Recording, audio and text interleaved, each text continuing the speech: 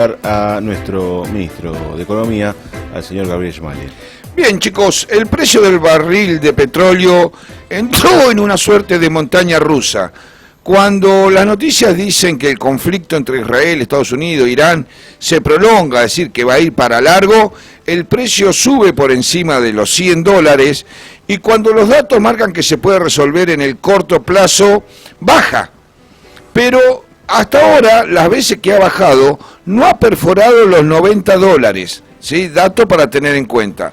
En ese contexto, en algunas estaciones de servicio de Olavarría, ayer volvieron a subir las naftas, ¿sí? Entonces, en ese contexto, el dato a tener en cuenta es cuánto puede impactar en el precio del combustible en argentino y cuánto de eso se va a pasar a la inflación. El que habló fue el expresidente del Banco Central, Martín Redrado.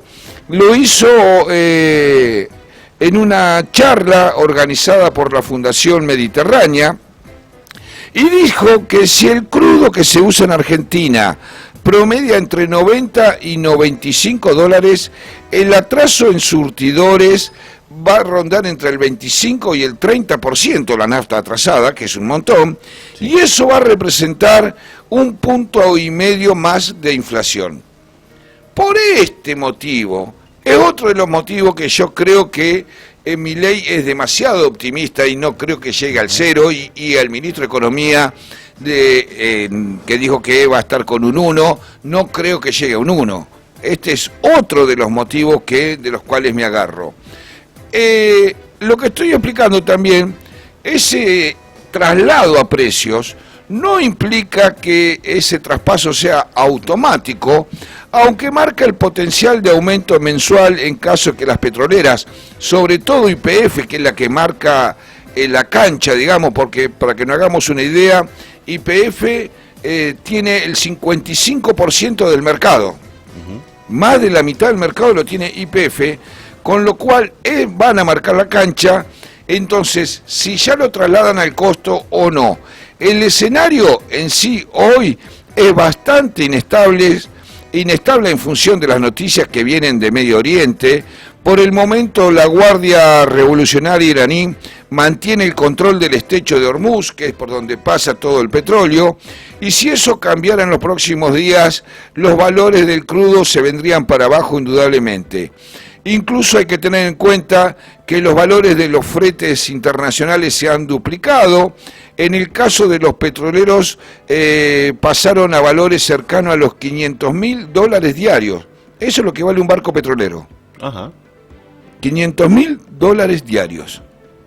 Con un agravante, que ahora las compañías de seguro por el conflicto no los está cubriendo. Claro. Entonces, si llega a pasar algo en el barco, lo perdiste. $500.000. Lo perdiste. Redrado consideró que no se va a poder evitar un impacto de la guerra en Argentina. Piensa en un escenario inflacionario muy parecido al nuestro, difícilmente por debajo del 35% anual. Sí, entonces él lo ve por arriba del 35, nosotros lo seguimos viendo en un 35, y entre otros detalles, la presentación marca el impacto que puede tener en otras cosas. También habló Redrado el impacto de la carne en el índice de inflación, que recordemos que el INDEC todavía sigue usando los viejos ponderadores. Dice que el novillito subió 37% desde noviembre del 24 y el rubro carne subió 25% hasta febrero, con lo cual eso empujó a 0,4 puntos más la inflación. Lo que nosotros creemos es que sí, indudablemente la inflación tendría que bajar un escalón en abril, porque en ese mes dejan de actuar los efectos de suba estacionales. No obstante, la seguimos viendo por encima del 2% o alrededor del 2% mensual. Esto para que vos hagas tus proyecciones. Bien, cambiamos de tema. Bien. Mar del Plata dio a conocer los números de la temporada de verano. Ajá. ¿Por qué hablamos de Mar del Plata? Porque es el lugar. Exactamente, es el lugar de vacaciones. Mar del Plata cerró la temporada de verano 25-26 con el peor desempeño turístico desde la pandemia del COVID-19, para que nos hagamos una idea.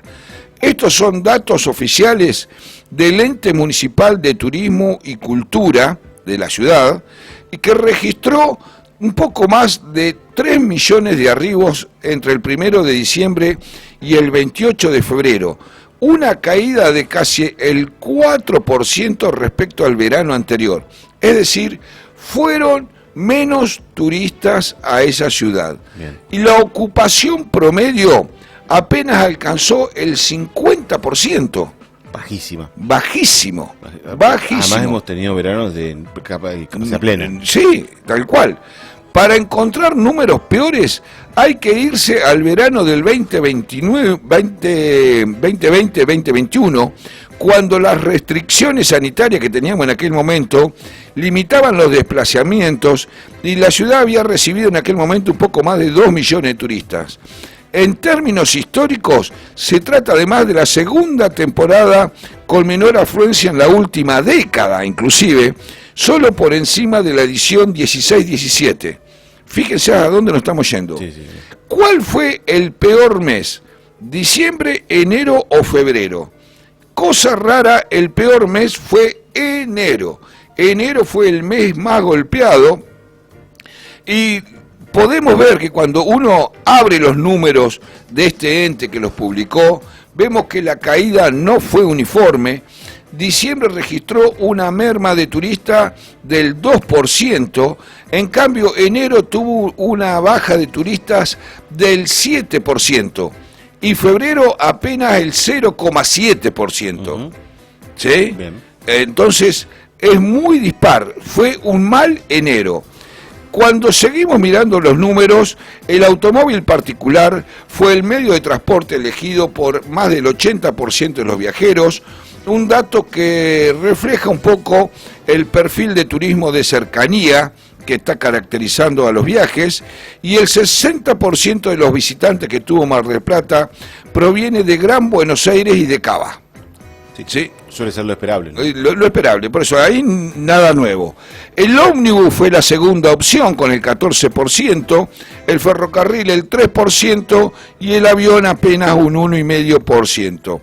En cuanto al alojamiento, la vivienda propia fue la preferida por el 41% de los turistas, así que los turistas que fueron es gente que ya es propietaria. Claro. ¿Sí? Los alquileres temporarios captaron el 32%, mientras que la hotelería tradicional quedó en un 26%. Bien. Indudablemente la gente está yendo a departamento, Sí. no está yendo a hotel. Ahí hay un correlato de ahorro, en el sentido de que, bueno, muchas veces vas a un departamento, podés comprar comida, Podés cocinar y todo lo demás. ¿Sí? Pero para que no, o sea, está demostrando esto que seguimos teniendo un turismo totalmente gasolero. El análisis de movilidad basado en datos de celulares reveló que el turista típico de temporada tiene entre 46 y 55 años. Ajá. Este dato sí me sorprendió. Público grande. Claro. ¿Por qué? Porque los jóvenes, adolescentes, ¿sí? Y adolescentes, un poco más de adolescentes, vamos a llamarlo así, pero estoy hablando de los que ya se van de vacaciones solos. Sí, sí, sí, sí. ¿Sí? Después del caso Baez Sosa, Sí. dejaron de ir a Villa Gesell, que era el lugar por excelencia de los adolescentes. Sí. Verano 2020. Hicimos Claro. cotorra con la pandemia después. Claro, dejaron de ir a Villa Gesell y se estaban volcando directamente a Mar del Plata. Entonces yo salí a preguntar, ¿cómo esto? Dice, sí, Mar del Plata recibe a muchos, pero hay que ver los eventos que te organizan otras localidades que nos saca gente. Sí. Me decían. Ejemplo, digo, tirame un ejemplo.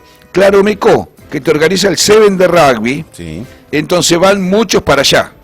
Entonces, no necesariamente vienen todos a Mar del Plata. Los adolescentes se distribuyeron. La mayoría viene acá, pero a su vez, la mayoría de los turistas, porque lo que te estoy diciendo, fíjate que el grupo de 51 a 55 años es el que alcanzó el pico más alto de participación, con el 14% del total de visitantes. Entonces, sigue siendo más veterano, vamos a llamarlo Claro. así.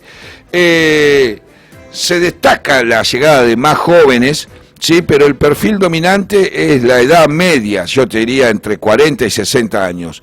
Dentro del segmento definido como turismo joven, que va de 18 a 40 años, los viajeros de entre 36 y 40 años son los más representativos, cerca del 10% de total, y en el otro extremo están los jóvenes de 18 a 20 años, que representaron un 1,2% de los visitantes. Es decir, cuando vos ves los números es muy poco, Sí. muy poco. Pero bueno, chicos, estos son los datos. La temporada no fue buena para nada en la costa, así que números feos. Tengo un tema más. Diga, hay tiempo, uno más. ¿Tenemos tiempo? Sí. Este dato pasó sin pena ni gloria. ¿Sí? Ujú. Pero tiene que ver con la tapa que vos leías hoy. ¿Sí? Que el titular del sindicato de camioneros, Hugo Moyano, firmó la semana pasada un acuerdo salarial con las cámaras empresarias del sector, ¿sí? Con un incremento trimestral, ¿sí? Que ya se había anticipado no lo iban a aceptar, y reclamaban una compensación del 8% por el impacto de la inflación. El entendimiento finalmente fue alcanzado y se alineó con la pauta impulsada por el gobierno, ya que establece una vigencia semestral y suba por debajo de la inflación proyectada. El convenio, yo te voy a dar los datos del convenio, después te voy a dar mi opinión. A ver. El convenio contempla una mejora salarial en el semestre, que va de marzo a agosto, del 10%, que se va a aplicar de manera escalonada, un 2% en marzo, un 1,8% en abril, un 1,7% en mayo, un 1,6% en junio, un 1,5% en julio, un 1,5% en agosto. De esta manera, si vos haces los números, este aumento salarial del sindicato de camioneros se va a ubicar por debajo de la inflación estimada, ¿sí? Que está pronosticado un 2,5% en abril, un 2,2% en mayo y así sucesivamente, con lo cual el aumento salarial es por debajo. A su vez, el acuerdo firmado por camioneros, ¿por qué hablo de camioneros en especial? Porque acá en Olavarría hay muchos. Sí. Es un rubro muy fuerte. Dominante, sí. ¿Sí? El acuerdo incluye una suma fija no remunerativa de 53.000 que se va a abonar con los salarios de marzo. Otro punto incorporado al entendimiento es una mejora en la contribución empresarial a la obra del gremio, que pasará de 22.000 pesos a 25.000, lo famoso que se puso en discusión, la contribución solidaria. ¿Sí? El camioneros la va a seguir teniendo y va a subir. Las partes acordaron también una revisión en la primera quincena de junio del 2026 y en ese momento se va a evaluar únicamente la diferencia entre la evolución del índice de precios y el periodo paritario analizado. Claro. Es decir, si dijeron, nos volvemos a sentar, pero guarda lo que vamos a charlar. Vamos a charlar nada más que esto. El documento firmado también detalla cómo se compensarán las diferencias entre la inflación registrada y las pautas salariales acordadas en diciembre del 25. La cláusula sexta del acuerdo establece que lo firmado tendrá una vigencia hasta el vencimiento del convenio colectivo previsto para enero del 2027. Y el punto este podría impedir que el convenio se abra a negociaciones regionales o por empresa. Y ahí está la trampa, que es lo que quería la ley de reforma laboral. Claro. Que los convenios colectivos se negocien por regiones, por provincias, por empresas inclusive. Cada vez más chiquitito, digamos. Claro, exactamente. Y no que sea a nivel nacional. Claro. ¿Sí? La cláusula textualmente dice esto: las partes se reconocen recíprocamente representación colectiva, ratificando en todos sus términos la vigencia plena de todas las causas previstas en el convenio colectivo 40 del 89, modificaciones y anexos. Le marcó un poco la cancha al gobierno, diciéndole, muchachos, nosotros con la Cámara firmamos que vale el arreglo del gremio a nivel nacional. Y no me vengas con otra cosa, no me venga con nada cosa por el rara. estilo, no venga con cosas raras, no me venga a modificar ni nada por el estilo. Lo que yo quiero marcar con esto es que si el aumento de un sindicato fuerte, un sindicato pesado como el sindicato de camioneros, firmó un acuerdo por debajo de la inflación esperada, ¿va a haber recomposición para el bolsillo de los trabajadores? Es el punto ese. Y la respuesta es no. La respuesta es no. No, de hecho se están amparando en esto, digo, Claro. en esto de firmemos y ya lo firmado está firmado. Lo firmado y lo que está por firmado. afuera, Y va a estar homologado y todo. Entonces, si usted comerciante, si usted industrial, estaba esperando alguna señal para recomponer el bolsillo de los trabajadores, para que los trabajadores tengan un poco más de plata en el bolsillo, y esa plata, un poco más de plata que tengan en el bolsillo, la gasten, sea comprando comida, sea comprando una pilcha, sea comprando lo que sea, olvídese, si un gremio fuerte marcó la cancha en este sentido, va a marcar la cancha para los demás. Entonces, no esperemos recomposición salarial, por lo menos en el corto mediano plazo. lo que no es poco. Así que bueno, lo que no es poco. Así pasaba la columna de nuestro ministro de Economía, Gabriel Schmale, que nos contaba un poco, un variopinto de una situación compleja en nuestro país. Pasaron 10 minutos de las 8 de la mañana, tenemos más Levántate, aquí por FM Sapiens.